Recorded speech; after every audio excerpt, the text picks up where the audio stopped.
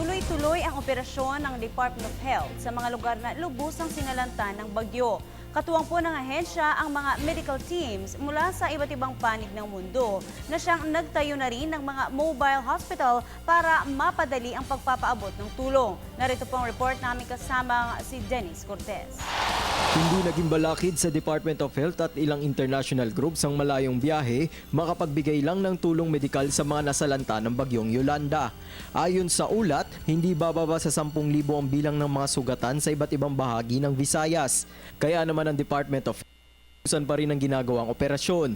Kabilang dito ang pagbibigay ng gamot, pagpapadala ng medical team at pagpapatayo ng temporary clinic. We already see that there are about 4 or 5 hospitals na nag-ooperate na to provide services. Nagkakaroon na ng order doon sa airport at saka sa area ng mga city of Tacloban in terms of movement ng wala na yung images na nakikita natin masyadong ma-traffic sa kalye, na clear up na ng DPWH at MMDA teams yung mga kalye. Ayon pa sa opisyal, napapakinabangan na rin ng ilang ospital sa Tacloban City sa tulong na rin ng mga medical team mula sa iba't ibang bansa.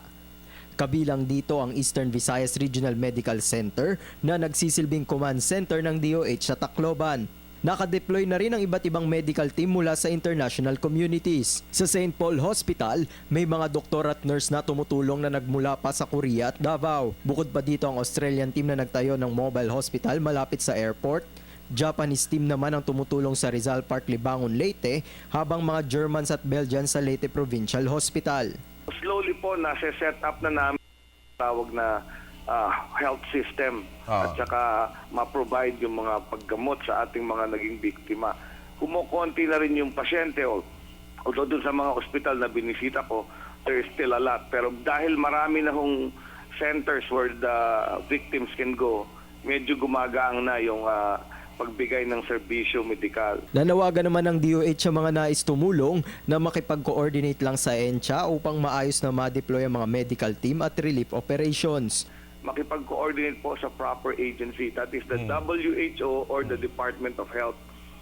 So para ma-deploy namin properly, ang takot ko kasi dumadami masyado yung individual volunteers na teams na pumupunta na lang on their own. Opo. Lalo pong magkakagulo kasi pag hindi sila nakiko-coordinate, kasi pag nag-deploy kami nung aming nandoon na at dumating naman sila doon sa hospital na pununtahan nila, baka nasayang lang yung punta nila, we could have sent them to a place. Samantala, nagpadala na rin ng mobile clinic ang ahensya sa Catbalogan at ilang bahagi ng Eastern Samar upang matugunan ang pangangailangan ng mga biktima ng bagyo. Para sa Telebisyon ng Bayan, Dennis Cortez.